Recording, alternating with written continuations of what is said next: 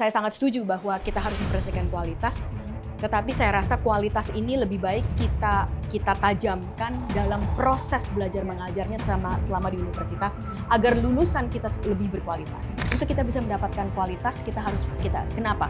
Kita perlu ada dana untuk melakukan riset di universitas.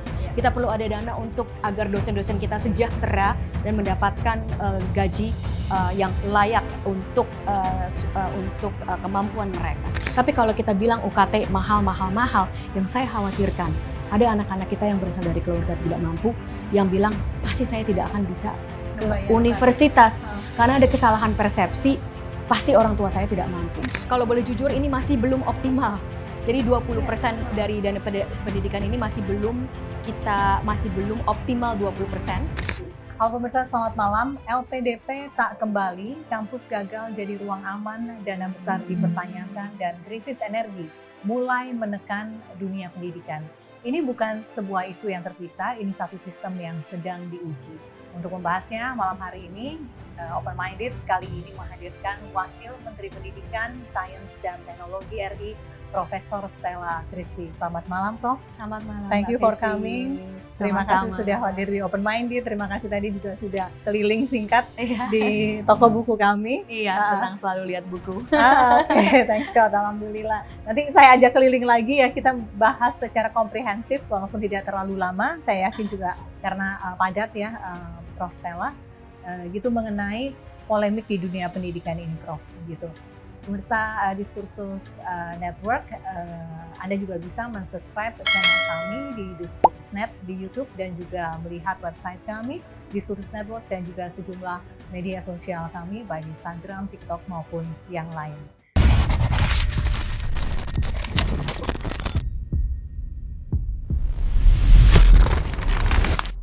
Prof, saya mulai dari UTBK, karena yang terkini yang sedang berproses sekarang ini UTBK di pertengahan April. Gitu. Tolong direview dikit dong, Prof. Pertama, saya mau mengucapkan semangat buat yang sedang UTBK, berjuang. Ya, saya rasa kalau secara teknis mungkin nggak terlalu menarik kalau dari saya semuanya sudah ada di website dan kita mau memberikan semangat dan juga tentu saja UTBK ini yang harus kita ingat adalah suatu kesempatan ya. Tentunya kita bisa berbicara apa masalah-masalah yang masih ada dan itu memang betul masih ada masalah-masalah. Tetapi jangan lupa juga kita harus meyakinkan kepada seluruh rakyat Indonesia bahwa inilah suatu kesempatan. Apalagi kalau kita pikirkan bahwa dari UTBK ini juga akan ada anak-anak kita yang bisa menerima KIPK, yaitu Kartu Indonesia Pintar Kuliah ya, di mana mereka yang berasal dari keluarga kurang mampu itu akan mendapat kesempatan jika lulus UTBK ini bisa ada kemungkinan mendapatkan beasiswa dari negara. Dan investasi negara untuk beasiswa KIPK itu besar, sangat besar. Ini kadang tidak diketahui oleh oleh masyarakat bahwa tahun lalu itu kita hampir 15 triliun rupiah yang diinvestasikan oleh negara.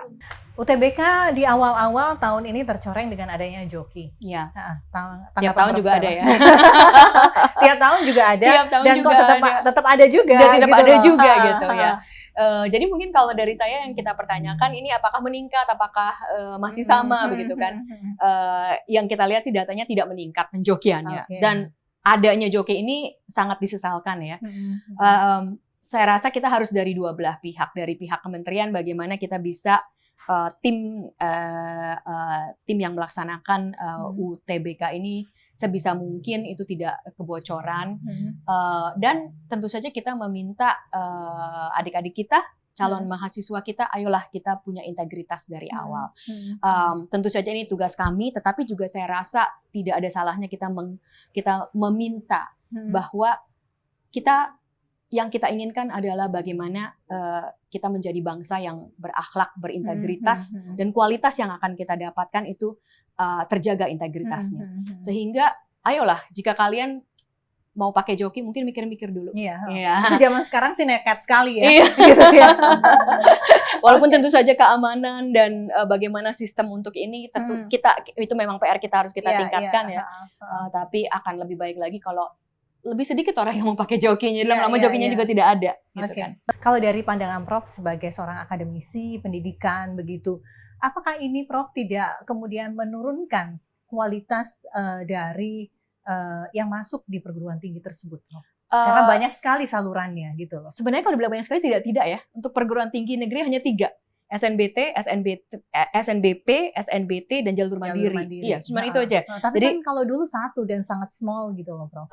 Kalau dulu 1, betul. Dan ada beberapa pertimbangan-pertimbangan.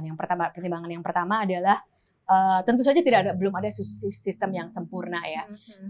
Saya rasa jalur pertama begini, kita bisa lihat dari 2 sisi. Kalau hanya jalurnya cuma 1, berarti kesempatan cuma 1.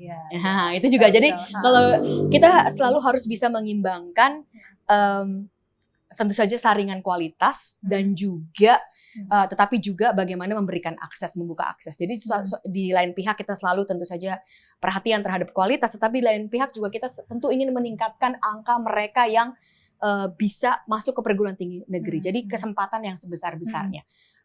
Sehingga selalu ada plus minusnya. Tapi kalau kita lihat jalur 1 versus jalur 3, berarti ada 3 kali kesempatan. Yang mungkin tadinya cuma sekali, ini sekarang ada 3 kali kesempatan. Jadi dari sisi memberikan akses ini sebenarnya lebih meningkat. Kalau dari sisi kualitas, kita harus bisa lihat datanya. Kita juga tidak melihat adanya penurunan karena sebenarnya secara berapa yang bisa diterima. Jadi secara kualitas itu kan secara garis besar kita bisa lihat dari rate of acceptance ya, persentasenya itu masih sama, tapi masih wajar dan masih sangat sulit sebenarnya masuk untuk perguruan tinggi negeri ya begitu. Jadi saya rasa kalau kita berbicara kualitas, saya sangat setuju dengan kualitas, tapi berbicara kualitas mungkin bukan dari seleksinya, karena seleksinya ini tidak berubah terlalu banyak dari zaman kita dulu lah maksudnya Mbak Fesi. Tapi yang harus kita pikirkan mengenai seleksi, dan ini adalah PR kita bersama, tentu saja dari kementerian sangat bertanggung jawab, tapi juga dari universitas lebih-lebih lagi, karena universitas itu punya kemandirian untuk meningkatkan kualitas ini. Apa yang semasa mereka di universitas inilah yang perlu kita harus digodok begitu. Betul. Jadi kalau dari saya mungkin secara gamblangnya, saya sangat setuju bahwa kita harus memperhatikan kualitas, tetapi saya rasa kualitas ini lebih baik kita tajamkan dalam proses belajar mengajarnya selama di universitas, agar lulusan kita lebih berkualitas. Tetapi untuk seleksi kita sebisa mungkin kita memberikan akses sebesar-besarnya, kita meningkatkan kesempatan bagi mereka yang apapun keragaman latar belakangnya sewaktu SMA ini. Jika mereka punya potensi bisa diterima di perguruan tinggi terbaik di Indonesia. Oh, ini juga mungkin juga terjadi di sistem pendidikan di luar negeri begitu ya, di mana kampus-kampus top uni begitu ya, di luar negeri juga ada percentage yang kemudian memang bisa dipakai untuk afirmasi untuk beberapa orang yang dengan cara seperti itu ya. Betul sekali. Dan memang jalur tidak hanya 1, kembali lagi kita untuk meningkatkan akses dan sekali lagi walaupun saya setuju dengan kualitas, ayolah kita tingkatkan kualitas ini di dalam masa waktu beruniversitas. Itu kan kenapa sekarang boleh mencari uang ya dalam tanda kutip, karena ada putusan MK kalau nggak salah di tahun 2009 ya Prof ya, yang mengakomodir hal tersebut. Salah satu universitas terus kemudian menyatakan bahwa dia memiliki dana abadi pada saat itu hingga triliunan rupiah. Begitu. Itu suatu hal yang bagus. Sangat bagus. Walaupun di-announce di sebuah diskusi publik dan lain sebagainya begitu. Apalagi kita harus mengetahui berapa dana abadi. Mungkin saya kembali kepada akar ya. Pemirsa ada yang tidak setuju, ada yang setuju, tapi mari kita lihat data. Untuk kita bisa mendapatkan pendidikan berkualitas, itu pasti ada harganya. Nah ini jangan langsung dihujat gitu, nanti bilang, wah ini semuanya harus mahal. Tapi itulah, untuk kita bisa mendapatkan kualitas, kenapa? Kita perlu ada dana untuk melakukan riset di universitas. Kita perlu ada dana agar dosen-dosen kita sejahtera dan mendapatkan gaji yang layak untuk kemampuan mereka. Sehingga semua itu pasti ada dana. Dan yang menjadi pertanyaan tentu saja di dalam mata publik adalah bagaimana kita bisa tentu saja publik ingin mendapatkan kualitas, kan publik tidak ingin mendapat universitas itu tidak berkualitas. Dan kualitas itu harus ada dana. Sekarang yang pertanyaannya dari mana adanya dana tersebut, ya kan? Yang saya rasa yang publik merasa ini sulit diterima adalah bahwa masih banyak dananya itu adalah dari UKT. Ya. Nah, sekarang di sistem yang ideal, tentu saja di sistem yang ideal, saya pun juga berharap dana universitas itu, jadi kita pisahkan. Universitas harus punya dana. Jadi kalau suatu universitas bilang bahwa mereka punya dana abadi, itu bagus. Apalagi punya dana abadi. Dana abadi kan artinya mereka punya, bahasa Inggrisnya kan endowment fund ya. Dana abadi itu bisa menjamin keberlanjutan si universitas. Dana abadi Harvard University, saya lupa cek persisnya berapa, tapi itu hampir sama besarnya dengan mungkin ada negara-negara perekonomian suatu negara kecil. APBN. Itulah kenapa gitu. Iya, APBN-nya suatu negara ya. Itulah kenapa Harvard bisa seperti itu. Atau Oxford University atau universitas di mana saya menjadi guru besar juga sebelumnya, Tsinghua University. Itu kita dana abadinya luar biasa besar. Itu yang dana abadi itu artinya dananya abadi, hanya dipakai berapa persen. Dan dana abadi itu berasal dari alumni atau berasal dari UKT? Nah, kalau itu dari dia. Luar. Tidak, dana abadi itu bisa berasal dari manapun. Kalau di luar, kebanyakan dana abadi itu berasal dari alumni. Dan juga dari pendapatan universitas ini bukan saja dari UKT, tetapi dari unit usaha, tetapi juga dari dana riset yang dibawa oleh dosen-dosennya. Jadi sekarang ingin saya memisahkan. Ayo kita berbicara, kalau universitas itu punya uang banyak, itu bagus atau tidak? Sangat bagus. Karena berarti universitas ini akan bisa membayar dosen-dosennya dengan layak, bisa membangun infrastruktur yang bagus untuk murid-muridnya, dan bisa itu saja mendatangkan mereka yang paling hebat untuk mahasiswa-mahasiswanya. Memberikan beasiswa. Sekarang yang kita pertanyakan, bagaimana kita buat agar universitas ini mempunyai dana yang banyak, abadi yang banyak dan transparan. Iya, dan transparan. Bukan saja dana abadi, tetapi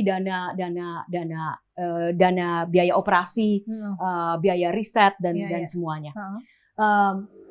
Ini kan yang menjadi polemik. Memang ini betul pemirsa, di Indonesia kalau kita lihat rata-ratanya itu memang kebanyakan universitas kita di Indonesia 4.500 sekian, baik negeri maupun swasta, yang mempunyai dana abadi hanya sedikit ya. Ini sebenarnya yang harus kita perbanyak.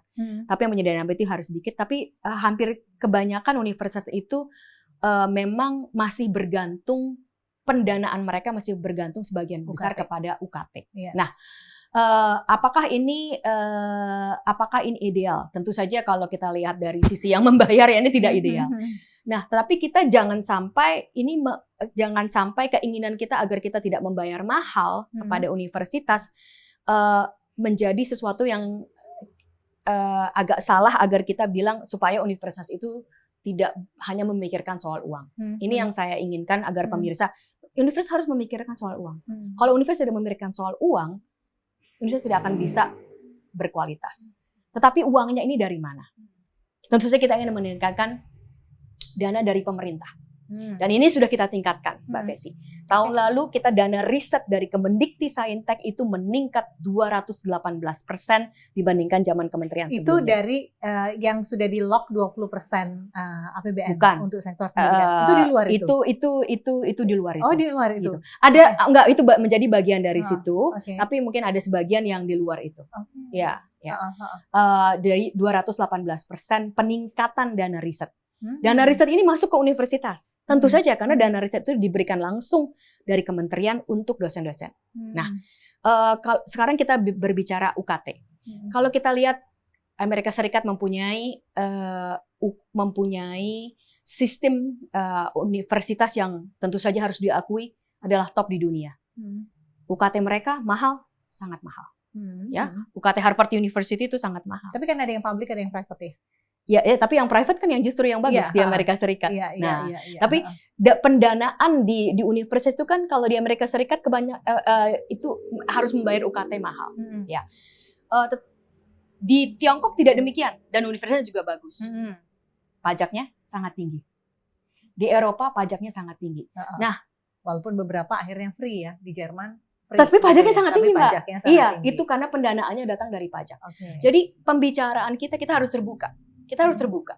Apakah kita bersedia sebagai masyarakat untuk membayar pajak yang tinggi, yang masuk ke situ? Saya tahu kalau begitu saya bilang begini, wah ibu nggak pajak. Tapi itu saya juga yakin jika kita punya sistem yang transparan, bahwa pajak yang kita bayarkan itu sungguh masuk ke universitas untuk bisa mengurangi, untuk bisa membiayai universitas yang akan melahirkan, memberikan kualitas langsung kepada mahasiswa kita, itu juga masyarakat pasti setuju. Jadi bagaimana caranya? Lagi gitu. Itu bagaimana caranya. Tetapi kita jangan UKT itu menjadi momok. Begitu ya? Iya, karena begini, kalau dan saya juga ingin membicarakan satu hal yang penting. Ini ada kesalahpahaman publik ya. Mungkin bukan salah publiknya, tapi salah mungkin kita tidak memberitahu publik secara jelas. Kalau UKT dibilang mahal di PTN itu juga tidak benar, Mbak. UKT level 1 itu per semester itu hanya 500.000.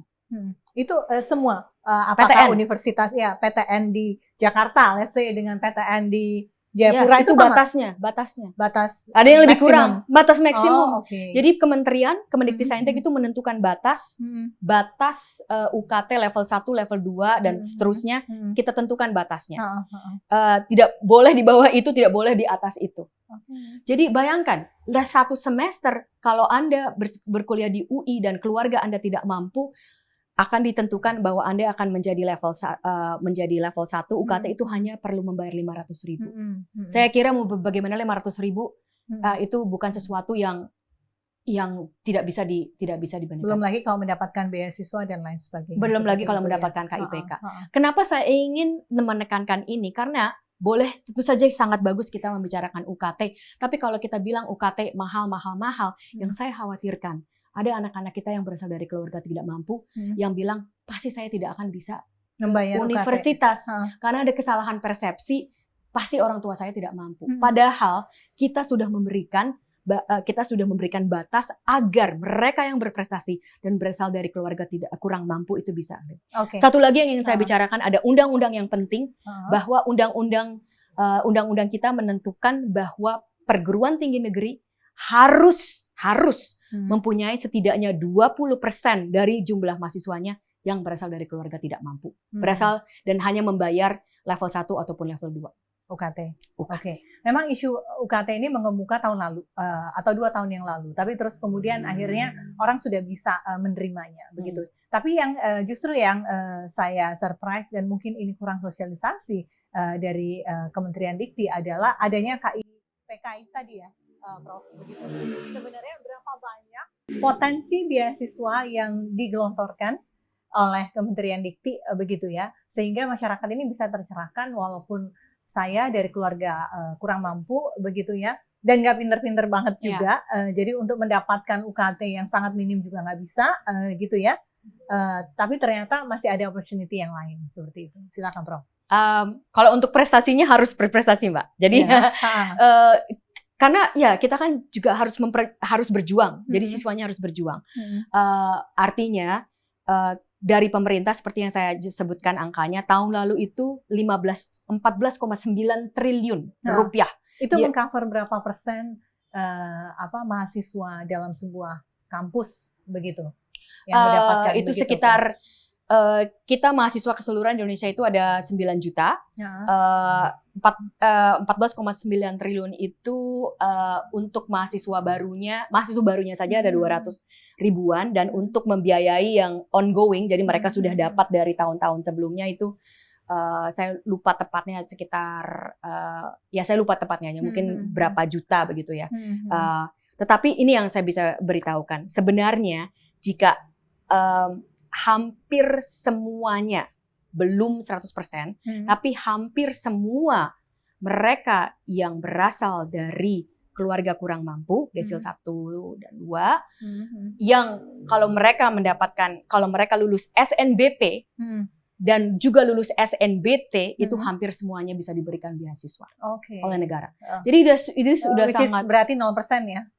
Atau itu UKT 0% ya, 0%. berarti UKT nggak ada UKT-UKT-an lagi lah ya? Enggak ada UKT. Masih ada biaya sedikit yang lainnya. Bahkan mungkin living cost juga sebagian ditanggung seperti itu ya? Enggak, living cost penuh ditanggung. Living cost penuh ditanggung. Living cost penuh Ibu ditanggung. harus kurang sosialisasi nih, harus sosialisasi maksimal mengenai hal ini, Iya, begitu ya. iya. Kalau saya melihat ada di beberapa negara yang lain begitu tidak perlu 4 tahun universitas gitu. Kuliah itu nggak perlu year 1 sampai year 4. Ada beberapa yang hanya sampai tahun ketiga sudah Bachelor of Honor, seperti itu. Apakah mungkin negara kita rubah seperti itu in the name of efektivitas? Karena kalau melihat anak-anak di kampus saat ini, begitu, banyak juga bolong-bolongnya, banyak juga free time-nya, begitu ya. Kenapa nggak satu tahun 2 semester gitu? Kenapa nggak dibikin 3 semester aja? Kenapa nggak kemudian dipadatkan, ada semester pendek lah, ada dia kemudian bekerja di mana lah, dia training di mana dan lain sebagainya. Alhasil kita mendapatkan S1 full Bachelor of Honor itu dalam waktu 3 tahun dengan dia sudah training di mana dan lain sebagainya. Itu akan juga membantu nafas orang tua membayar UKT seperti itu. Tanggapan Prof? Baik. Yang pertama, yang hanya 3 tahun di dunia ini tidak terlalu banyak. Jadi agar pemirsa tahu ya. Di Inggris. Tetapi di Inggris jangan lupa itu kan mereka lebih banyak. Sebelum secondary secondary-nya lebih banyak. Lebih banyak 1 tahun. Jadi itulah kenapa. Sama aja. Iya, jadi sama saja. Tetapi kalau kita bilang apakah mungkin? Semua itu mungkin. Lalu sekarang kita analisa tujuan kita apa? Tujuan kita adalah kita menghasilkan lulusan yang berkualitas yang bisa mendapatkan pekerjaan yang baik. Itu kan. Jadi kalau kita tanyakan soal waktu, bisa-bisa saja. Tetapi apakah kita yakin dengan memperpendek waktu, kita akan menghasilkan lulusan yang memang bisa diserap oleh bisa diserap sebagai tenaga kerja yang handal, atau bahkan kita meningkatkan pengangguran, bahaya. Jadi kalau dari saya, yang harus kita tanyakan bukanlah waktunya, karena waktu itu superficial menurut saya, Mbak Fesi. Tapi yang kita tanyakan itu adalah kualitas selama mereka menjadi mahasiswa. Kualitas apa yang jadi mahasiswa? Karena banyak liburnya, Prof. Seperti saya rasa bukan banyak liburnya ya, tapi apa yang dituntut oleh mahasiswanya oleh mahasiswanya sewaktu mereka menjadi mahasiswa. Untuk ini ayo kita kembali. Pertama, orang tua pasti menginginkan kita membayar UKT yang ada yang mahal, ada yang ya untuk keluarga itu memang mahal, agar anak kita mendapatkan pekerjaan yang baik.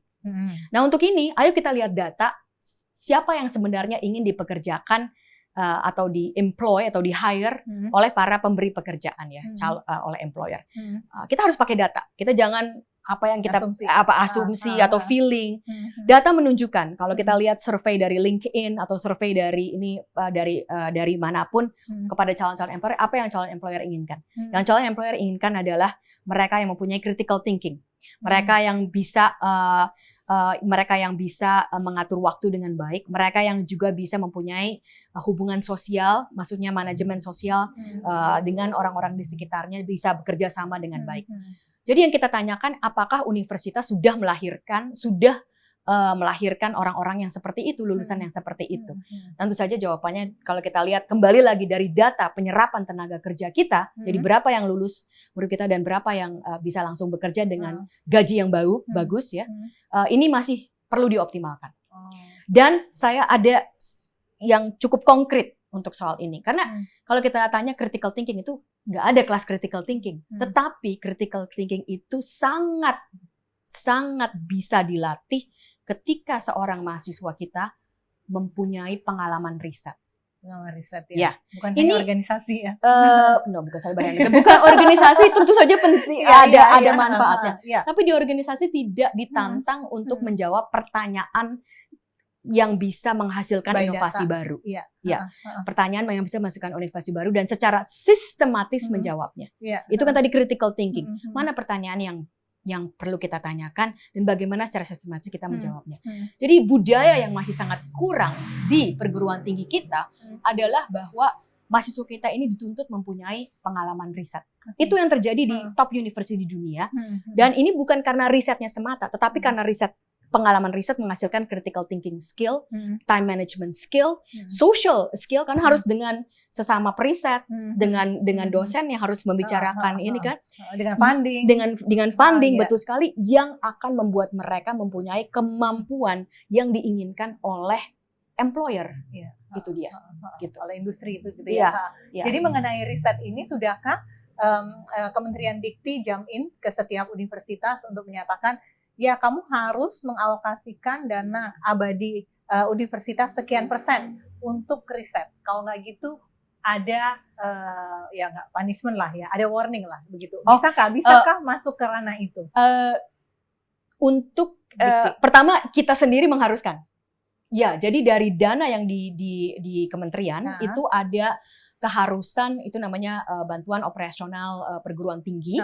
Bantuan operasional perguruan tinggi ini adalah dana dari kementerian yang berasal dari rupiah murni APBN yang harus diturunkan ke universitas. Itu ada keharusan dari segitu 5% dari bantuan operasional perguruan tinggi untuk riset. Itu diharuskan oleh undang-undang. Jadi kita mengharuskan kita sendiri untuk menurunkan dana untuk riset. Oleh karena itu dana yang diturunkan untuk riset harus dipakai untuk riset. Itu yang pertama. Ada pengawasannya, Prof? Ada. Ya? Ada. Itu ada pengawasan dari Dikti, tentu saja. Ada yang melanggar, Prof? Kalau untuk ini nggak ada. Atau sangat sedikit ya, atau sangat sedikit. Yang kedua, bukan saja insentif itu kan dua sisi ya. Insentif mungkin sebagai hukuman kalau ini ya, atau insentif juga yang diberikan lebih. Nah, stimulus ya. Yang kita sudah perjuangkan dan berhasil adalah pertama tadi kita meningkatkan dana riset di kementerian. Dan dari kementerian itu hampir 100% itu tentu saja langsung ke universitas. Kementerian tidak melakukan riset. Kita mengumpulkan dana riset untuk diberikan kepada universitas. Jadi sekarang universitas-universitas di seluruh Indonesia ini mendapatkan dana yang lebih untuk dana riset yang lebih banyak. Artinya ini agar super konkret ya, ini berarti dosen-dosen mempunyai dana yang lebih banyak untuk melakukan penelitian. Dan ada satu yang sangat penting sekali, kita rubah peraturan dan ini berhasil. Saya 16 Desember, itu bulan Desember, tanggal persisnya atau 16 atau 12 saya lupa, 16 Desember 2024, jadi 1,5 bulan saya masuk kementerian, saya memberikan paparan di ITB waktu itu bahwa satu yang harus kita perjuangkan adalah agar dosen-dosen peneliti yang memenangkan dana riset itu bisa mendapatkan insentif finansial langsung kepada dirinya. Sebelum itu tidak dibolehkan. Jadi misalnya semacam remunerasi begitu ya? Itu remunerasi, ya. Jadi sebelum itu tidak dibolehkan bahwa jika seorang dosen ini proposalnya bagus lalu menang dana riset dari kementerian, itu dosennya tidak mendapat apa-apa. Tapi uninya doang gitu ya? Tidak, uninya juga dapatnya sedikit sekali. Maksudnya dananya itu hanya untuk biaya penelitiannya. Jadi tidak mendapatkan ke dirinya. Jadi nggak mengencourage diri setiap dosen untuk melakukan sesuatu peraturan yang lebih, ya? Karena itu sebelum itu dilarang. Peraturannya kita ubah, kita berhasil. Terima kasih Kementerian Keuangan sudah menyetujuinya. Sejak tahun ini itu semua yang memenangkan dana riset itu akan bisa mengalokasikannya sampai 25% itu ke dirinya, tapi juga ke timnya. Nah ini, jadi waktu bisa dikalkulasikan ke timnya, arti ada bisa mahasiswa S2 kita yang ikut dalam riset yang bisa dibayar. Nah itu kan menguntungkan untuk menguntungkan bahwa ini secara langsung ya melibatkan mereka yang tadinya mungkin tidak terlibat dalam riset bisa terlibat dalam riset. Itu dampaknya pasti bagus sekali begitu ya. Itu kita harap langsung. Iya. Dan ini sudah berdampak. Kita baru saja menandatangani perjanjian riset bagi mereka yang memenangkan dana riset. Kita itu 1,7 triliun yang sudah kita turunkan, sudah kita kompetisikan, 110.000 proposal yang masuk, sekitar 16% itu didanai. Ini peningkatan yang luar biasa, baik dari proposalnya juga dari segi dananya. Jadi saya rasa perputaran uang ini dan termasuk perputaran uang langsung kepada penelitinya ini secara signifikan meningkatkan keterlibatan riset baik bagi mahasiswa S1, S2, S3. maupun para dosen begitu ya. Dan juga para Jadi dosen jangan kita. terus kemudian guru adalah pahlawan tanpa tanda jasa, that's it gitu ya. Tentu saja tidak. Begitu. Ya. Oke. Kita bicara soal LPDP, kita tahu polemiknya beberapa bulan yang lalu gitu, agak di Prof. Seperti itu masalah anggaran pendidikan, Prof. Saya ingin tahu dana di anggaran pendidikan 20% yang sudah itu diputus dalam konstitusi sebelumnya, jauh sebelumnya, begitu. Tanggapan Prof? Saya ingin menceritakan sesuatu yang sangat penting sekali mengenai 20% ini. Sekarang saya menjadi bagian dari dalamnya, kita sedang merancang bersama antara Kemendikbudristek, Kemendikdasmen, Pendidikan Dasar dan Menengah, dan Kementerian Agama, 3 ini dibantu oleh beberapa yang lainnya tentang 20% dari dana dari APBN untuk pendidikan. Karena kalau boleh jujur ini masih belum optimal. Jadi 20% dari dana pendidikan ini masih belum optimal 20% dan masih belum optimal kita gunakan. Bukan penyalurannya. Penyalurannya. Bukan penyerapan, penyalurannya. Maksudnya apakah benar-benar 20% dari APBN? Nah, ini yang masih belum dioptimalkan.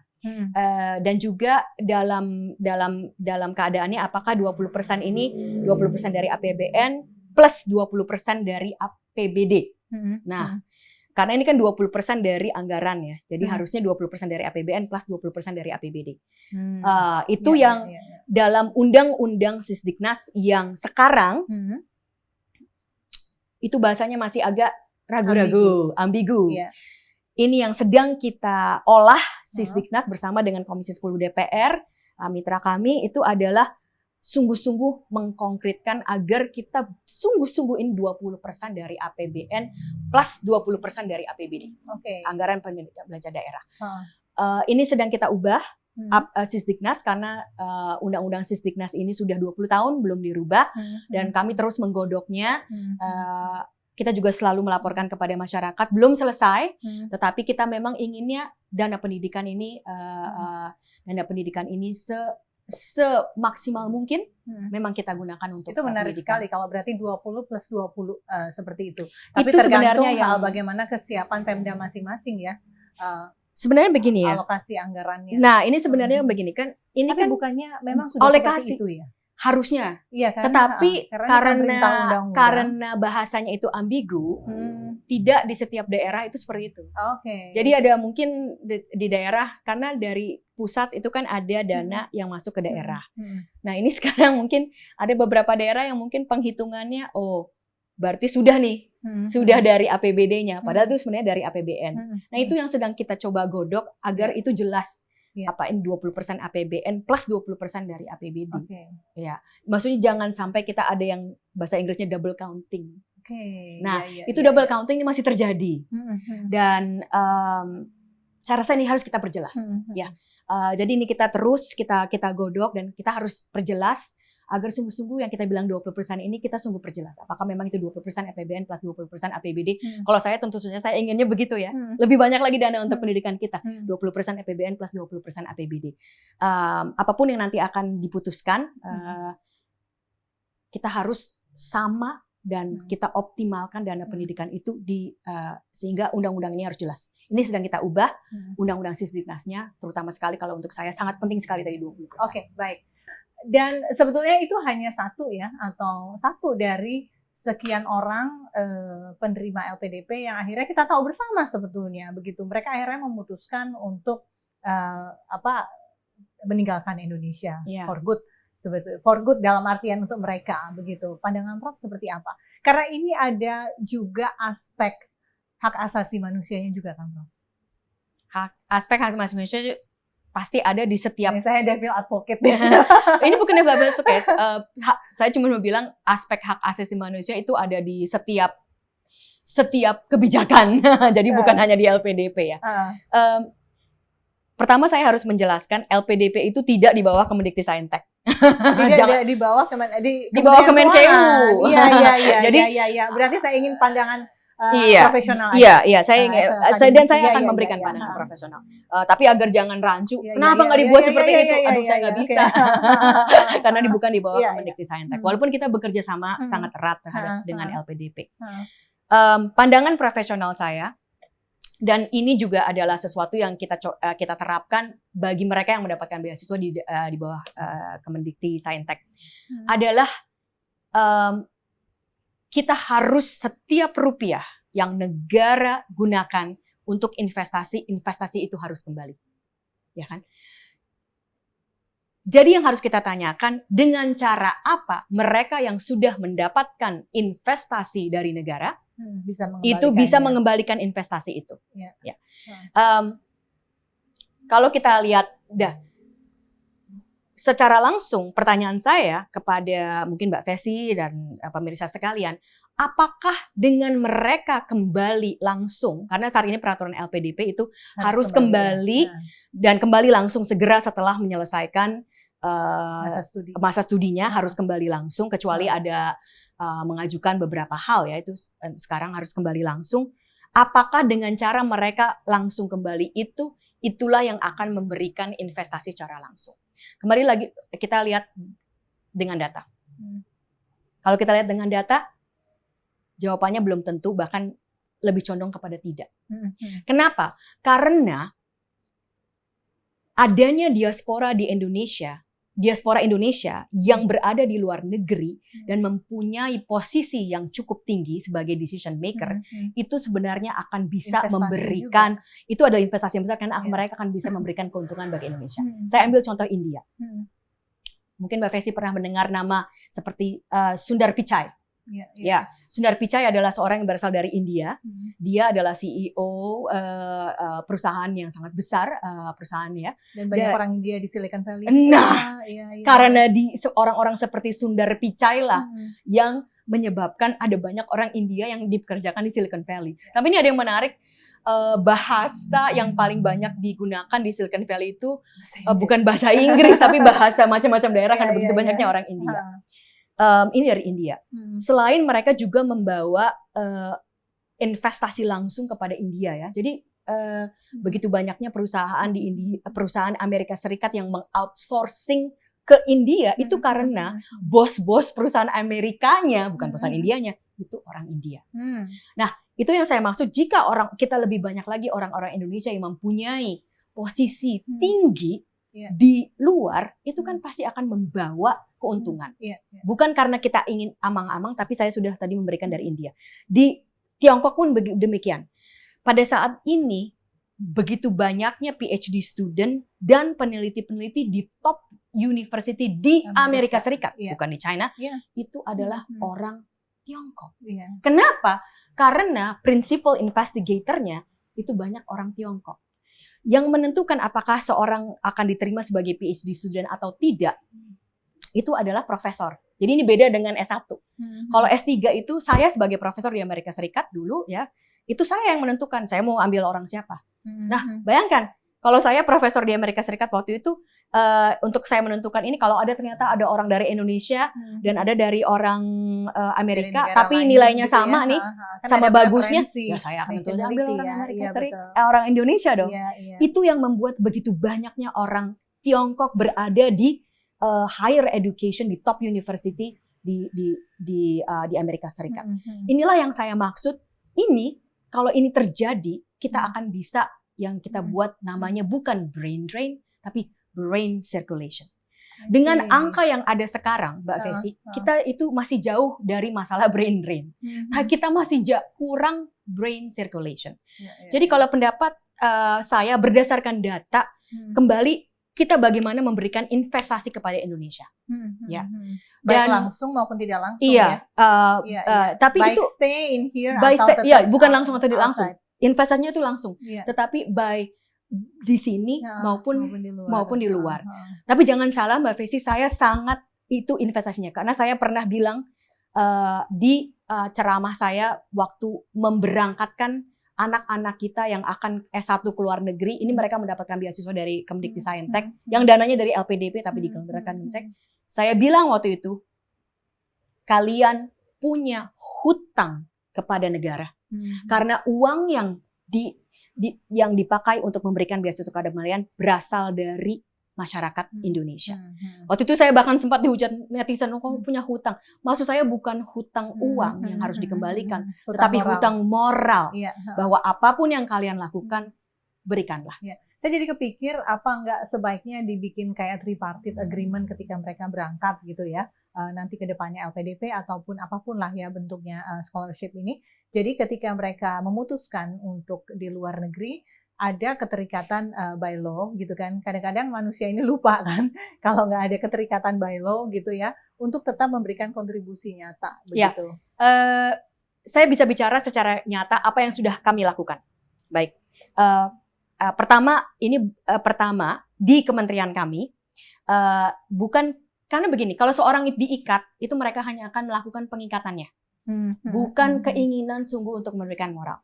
Jadi yang pertama yang kami lakukan di kementerian kami, itu yang mendapatkan beasiswa keluar, itu diharuskan waktu mereka studi di luar, setiap tahunnya itu harus memberikan sumbangsih nyata kepada Indonesia. Nah, ini belum dilakukan di LPDP. Jadi di LPDP ini harus dikembali, jadi begitu selesai studi, tapi pada durasi studinya, belum ada keharusan setiap tahunnya. Ya. Saya rasa segala sesuatu riset atau jadi narasumber atau segala sesuatu itu harus dipupuk. Jadi kita jangan mengikat dan membelenggu, tapi kita memupuk rasa kecintaan dan keinginan untuk memberikan. Tapi dengan konkret. Jadi ini ada konkretnya. Untuk mereka yang mendapatkan beasiswa dari Kemendikbudristek dan pergi ke luar negeri, diharuskan setiap tahunnya harus mengembalikan. Misalnya mereka harus mengcoaching adik-adiknya yang mungkin ingin keluar negeri. Lalu yang kedua, kita membuat juga program diaspora berdampak yang sudah kita launching.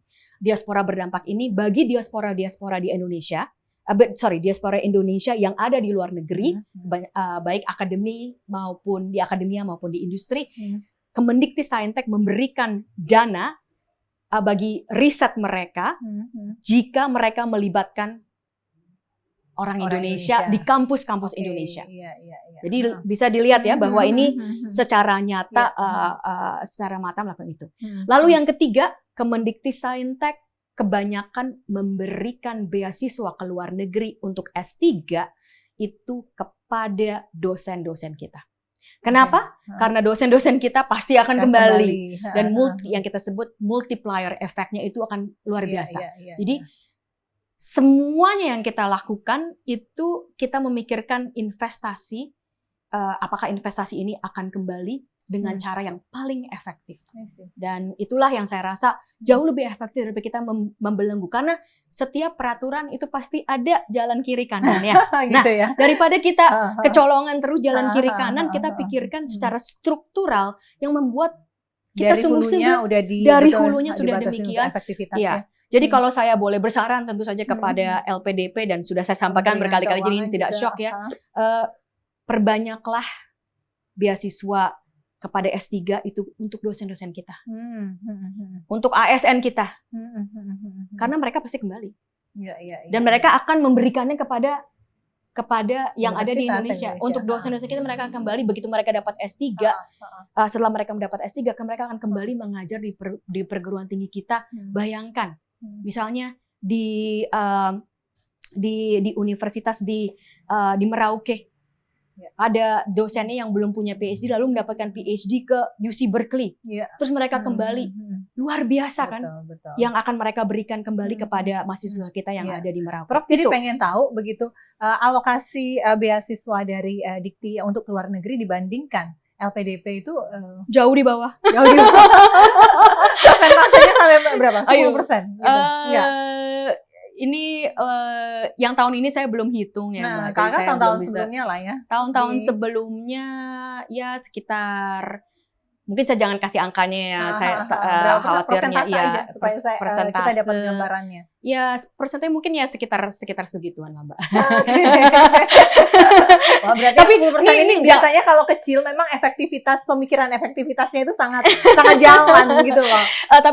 Tapi harus diketahui publik, LPDP itu mitra kami yang luar biasa. Kami terus bekerja sama dengan LPDP dan tahun lalu yang tadi saya bicarakan dana riset kita meningkat 218%, itu hampir seluruhnya peningkatannya karena hampir seluruhnya karena LPDP. Jadi kita mendapatkan peningkatan dana riset itu dari LPDP. Karena jangan lupa LPDP juga punya dana abadi riset, dana abadi penelitian.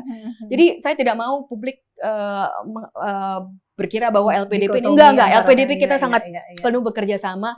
Tapi memang ada terus kita kerjasamakan ya, kita samakan pemikiran kita dan kita banyak sekali dibantu oleh LPDP soal untuk bagaimana kita bisa memberikan. Tadi itu masukan dari Prof. Stella seperti itu ya sebagai profesional. Oke, Prof. Menjelang terakhir ini kita bicara soal kekerasan seksual yang sayangnya terjadi di universitas dan di kampus yang sebetulnya menjunjung tinggi mengenai integritas, mengenai equality before the law, mengenai kepastian hukum dan juga keadilan. Tanggapan Prof? Kita sangat sesalkan terjadinya kasus pelecehan seksual ya, dan kita harus sungguh berpikir secara keseluruhan dan struktural kenapa ini terjadi di negara kita. Ya, tentu saja ini terjadi di semua negara. Kalau saya boleh cerita, waktu itu saya sebagai profesor di Swarthmore College di Amerika Serikat, waktu itu sedang tahun 2015 apa 16, saya lupa ingat ya. Itu luar biasa ini universitas sangat top di Amerika Serikat ya. Biasanya nomor 3 liberal arts university rankingnya. Dan itu terjadi pelecehan seksual itu. Yang menariknya waktu di Swarthmore itu terjadi, itu mencuatnya itu karena begitu besarnya protes dari mahasiswanya. Ya. Jadi kalau secara awal mungkin yang harus kita lakukan adalah kita saling menjaga. Yang pasti semuanya ini tidak bisa diselesaikan secara top down. Artinya tidak bisa diselesaikan kementerian itu menjadi polisi, itu tidak mungkin. Ya, kementerian harus tentu saja pertama kita harus menjaga kementerian itu bukan polisi.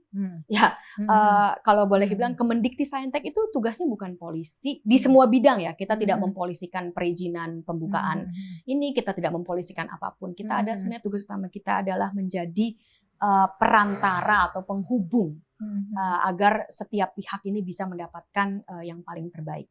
Itu yang nomor 1. Yang oleh karena itu kita harus juga kementerian ini tetap harus memberikan independence kepada universitas, karena universitas adalah institut yang independen, yang harus bisa menjaga marwahnya. Marwah independen ini tidak bisa Kemendikti-Saintek itu mengatur semua hal di universitas. Itu akan mengurangi kualitas dan independensi dari universitas. Tetapi tetap kita harus jaga itu. Dan saya jujur, saya belum ketemu akar masalahnya kenapa begitu banyaknya pelecehan seksual di perguruan tinggi sampai begitu banyak pelecehan seksual di perguruan tinggi. Dan ini pasti sesuatu yang harus kita lihat bersama. Apakah ada yang pertama ini adalah hubungan antara laki-laki dan perempuan yang mungkin harus kita lihat secara keseluruhan, bukan saja di kampus tapi di budaya kita. Dan ini harus kita angkat terus karena kita harus mengakar kepada masalah ini. Yang kedua, yang itu tadi saya bilang, kita semua harus saling menjaga. Jadi kalau antara mahasiswa melihat ini, bagaimana kita menjaganya? Antara para dosen melihat ini, bagaimana kita menjaga? Jangan kita menutup mata. Di kementerian melihat ini, kita harus melihatnya. Pada saat ini untuk yang khusus di universitas ternama di UI, ini sedang diselidiki oleh satgasnya dalam pemrosesan. Karena kita juga harus memberikan keadilan. Tidak boleh berdasarkan rumor kita mengambil keputusan. Jadi sekarang dalam ini sudah ada satgasnya. Iya, memang selalu ada satgas di setiap tidak sebelum kejadian selalu ada satgas di setiap universitas. Iya, ada satgas untuk kasus yang bukan kasus, satgas untuk mengenai pelecehan seksual itu ada satgas di setiap universitas. Iya, itu yang terjadi. Dan ini mungkin jawaban belum memuaskan. Tapi Saya pun belum puas, Pak. Menarik ke kebudayaan kita. Apa yang salah nih dari kebudayaan kita begitu ya? Saya rasa kita harus mengakui itu ya, walaupun menormalisasi hal-hal betul seperti itu. menormalisasi hal-hal seperti itu, walaupun sulit ya. Mungkin kita bisa melihat dari hal yang sepele, ya. Kelihatannya sepele, ya. Kalau begini, kalau ada laki-laki yang bilang yang mungkin bercanda tapi ada konotasi seksual mengenai seorang mengenai perempuan, itu kita terima atau tidak, ya? Atau bahkan mungkin belum seksual tapi itu jelas karena dia perempuan bisa lebih dibecandain. Kalau saya boleh jujur, saya pun sudah mengalaminya. Dan di Indonesia. Dan pertama kali saya mengalami ini waktu saya baru datang kembali lagi ke Indonesia, saya tidak bilang apa-apa. Oke. Karena budaya itu tadi. Karena budaya, loh nanti kalau saya bilang kok kayaknya saya yang ini. Dan jadi saya jujur, susah dianggap lebay. Kayak gitu. Dianggap lebay. Nah, tapi yang kita pertanyakan, tapi kalau misalnya itu saja kita tidak bilang, loh kenapa boleh bercanda seperti itu? Iya. Kenapa kita itu kan nanti lama-lama ya udah. Ini sedikit-sedikit ini sampai mana batasnya? Betul. Itu yang kita harus jaga bersama. Dan saya jujur itu pertanyaan yang sulit karena kita punya budaya, kita punya kebiasaan, dan bagaimana kita mengubah kebiasaan ini dan apakah memang perlu diubah, itu pertanyaan yang polemik ya. Kan kadang alarm kesadaran kita itu dibangkitkan dengan sebuah peristiwa ya. Betul. Hopefully peristiwa ini bisa membangkitkan alarm kesadaran kita ya. Kementerian-kementerian yang lain juga berkoordinasi untuk aware. Betul, tentu saja. Dan walaupun memang itu adalah tugas dari pemerintah, tetapi kita akan pasti lebih berhasil mencapai yang kita ingin, yaitu sedikitnya kasus pelecehan seksual jika ini kita kerjakan bersama-sama.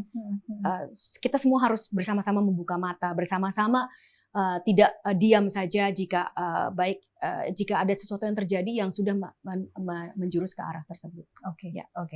Prof, terakhir begitu, krisis energi saya nggak bilang di depan mata lah ya, begitu membayang-bayangi kita, membayang-bayangi global lah, dunia secara global begitu.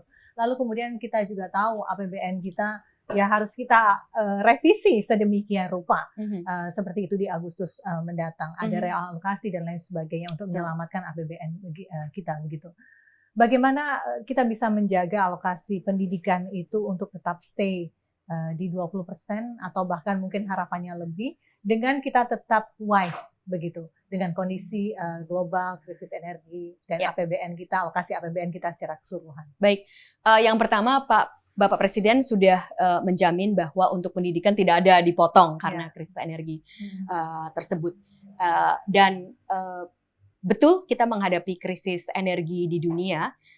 Ada barusan laporan bahwa Indonesia salah satu yang paling rentan menghadapi krisis energi karena kita mempunyai sumber energi yang berasal bukan dari minyak, batu bara, tapi juga sumber energi terbarukan.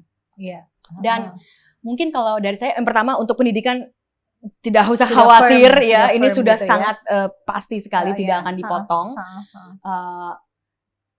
Tapi saya rasa juga kalau saya lihatnya bahwa krisis ini bisa kita gunakan sebagai panggilan untuk Indonesia itu punya kesempatan.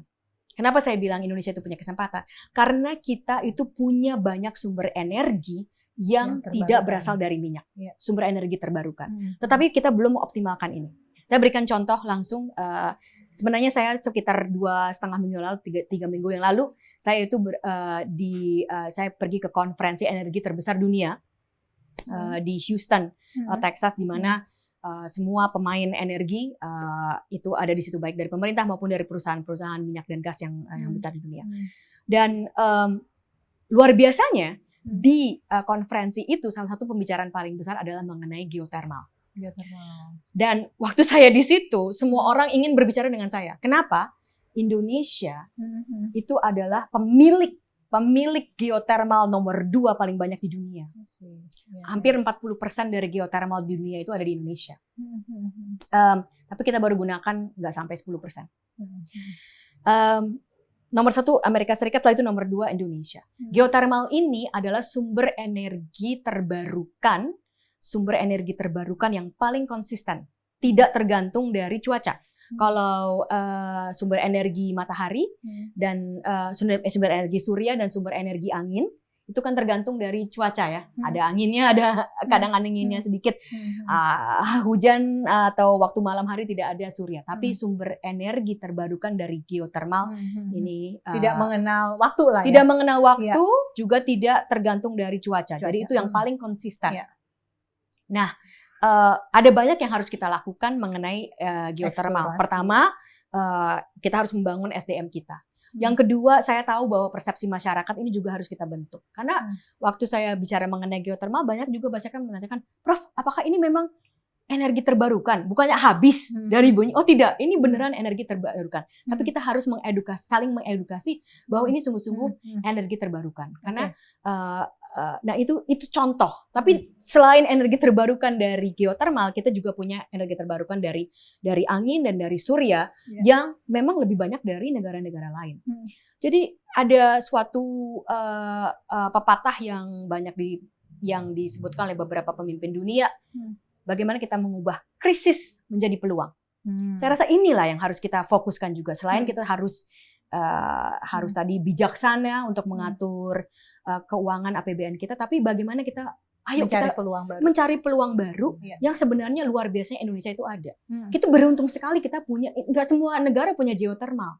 Begitu banyaknya yang ingin geothermal, tapi kita belum membangunnya.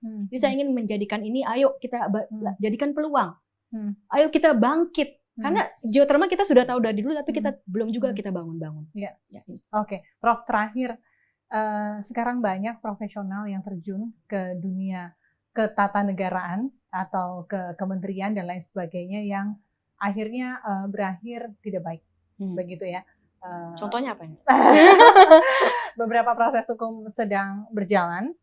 Kita hormatilah proses hukum yang sedang berjalan. Tapi nuansanya itu sekarang bukan hanya di kementerian ya, di beberapa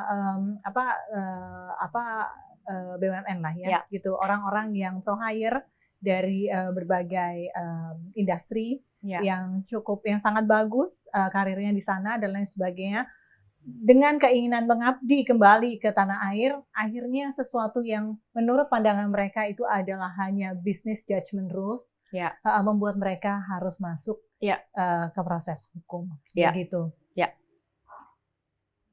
Takut nggak, Prof? Takut sih pasti takut. Dan pasti takut ya. Dan mungkin saya akan bicara dari 2 sisi. Yang pertama, kebetulan saya cukup tahu tentang masalah ini. Dan tadi itu ada kata yang tepat, business judgment rule. Jadi ini bukan di kementerian ya, tapi di BUMN ya, business judgment rule. Suatu bisnis itu tentu saja pasti ada untung ruginya.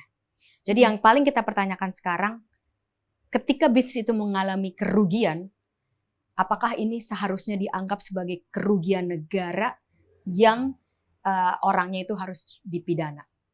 Nah, dalam perundang-undangan yang sekarang ini ada tumpang tindih undang-undang. Jadi ada undang-undang yang membilang bahwa kerugian bisnis itu adalah kerugian negara. Tapi undang-undang BUMN sebenarnya sangat jelas bahwa kerugian bisnis adalah kerugian bisnis. Yang gamblangnya saja, tidak mungkin bisnis itu tidak pernah rugi. Jadi seharusnya kita bagaimana agar negara jangan sampai dirugikan. Tetapi sebenarnya ini yang mungkin paling harus dipertanyakan, jika bisnis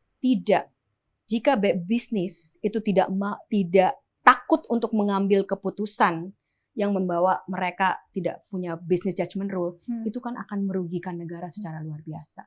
Berarti kita tidak akan berani mengambil resiko, tidak akan berani mengambil peluang-peluang. Dan pendapat profesional saya, ini kita harus sungguh-sungguh merubahnya. Bahwa negara mendapatkan keuntungan dari dividen yang dimiliki negara dari BUMN, tetapi kemampuan untuk melakukan business judgment rule, termasuk adanya bisnis itu selalu untung rugi, ya, kerugian itu tidak bisa langsung digunakan untuk menjadikan ini suatu tindak pidana yang merugikan negara. Tentu saja ini berbeda dengan korupsi, ya. Kalau korupsi itu adalah menggunakan uang yang tidak seharusnya digunakan. Bahkan putusan MK sudah menyatakan bahwa potensi kerugian negara itu bukan kerugian negara. Jangan sampai akhirnya aset-aset bangsa kita tetap berada di luar, parkir di luar dan takut. Kalau membangun gambarannya bangsa di begini Indonesia. saja, kalau kita tidak mau pernah akan ada rugi, ya udah uangnya diem aja. Nggak usah diapa-apain, itu yang paling nggak akan rugi kan. Nah, tapi juga nggak akan untung. Apakah itu yang kita mau? Tentu saja tidak. Jadi kita sungguh-sungguh harus bersama-sama kita melihat ini agar jangan sampai negara kita ini justru dirugikan secara keseluruhan karena tidak ada yang berani mengambil keputusan business judgment. Baik, terima kasih Prof. Stella sudah mampir di Diskursus Network. Terima kasih sekali lagi, sukses selalu untuk Prof. Stella. Sama-sama. Pemirsa, demikianlah Open Minded kali ini. Saya Vesy Alwi pamit, selamat malam. Sampai jumpa. Selamat malam. Thank you, Prof.